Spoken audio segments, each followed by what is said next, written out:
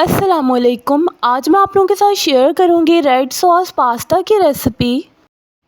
اس کے لیے تھوڑی سی بند گوبھی، 2 ٹماٹر، 1 آلو اور 1 پیاز لے لیں گے اور ان سب کو کٹ کر دیں گے۔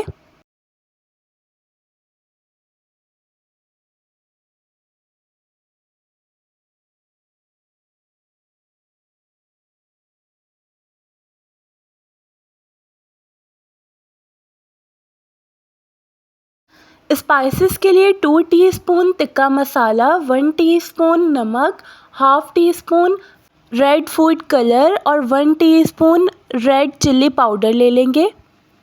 1 ٹیبل اسپون سویا ساس، 1 ٹیبل اسپون چلی ساس کو ایک ساتھ مکس کر دیں گے۔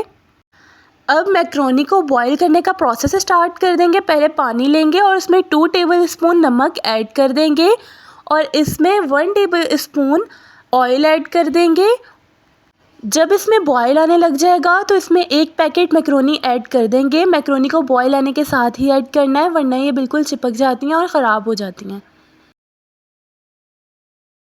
جب میکرونی بوائل ہو جائے گی تو اسے سیپریٹ کر لیں گے۔ ایک کڑھائی میں 1 ٹیبل اسپون آئل لیں گے اور اس کے بعد جو ویجیٹیبلز کٹ کی ہوئی تھی وہ سب اس میں ایڈ کر دیں گے اور ان کو اچھی طرح سے مکس کر لیں گے۔ 5 منٹ تک اس میں چمچ ہلاتے رہیں گے۔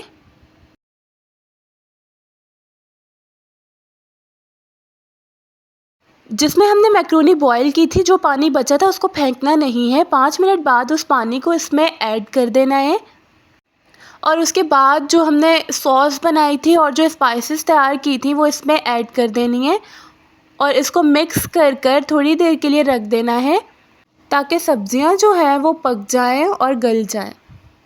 اس کو میڈیم فلیم پر تب تک رکھنا ہے جب تک یہ پانی بالکل خشک نہ ہو جائے اور سبزیاں گل نہ جائیں۔ اگر ایڈیشنل پانی کی ضرورت ہو تو آپ لوگ اس میں وہ ایڈ کر سکتے ہیں۔ میں نے اس میں 1 کپ پانی اور ایڈ کیا تھا اور تقریباً 15 سے 20 منٹ تک یہ گل گئی تھی۔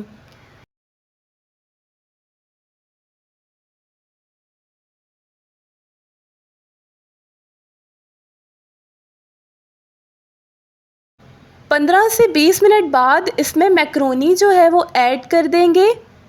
4 سے 5 منٹ کے لیے ان کو مکس کریں گے اور اس کے بعد میکرونی جو ہے وہ بن کر کے تیار ہو جائے گی۔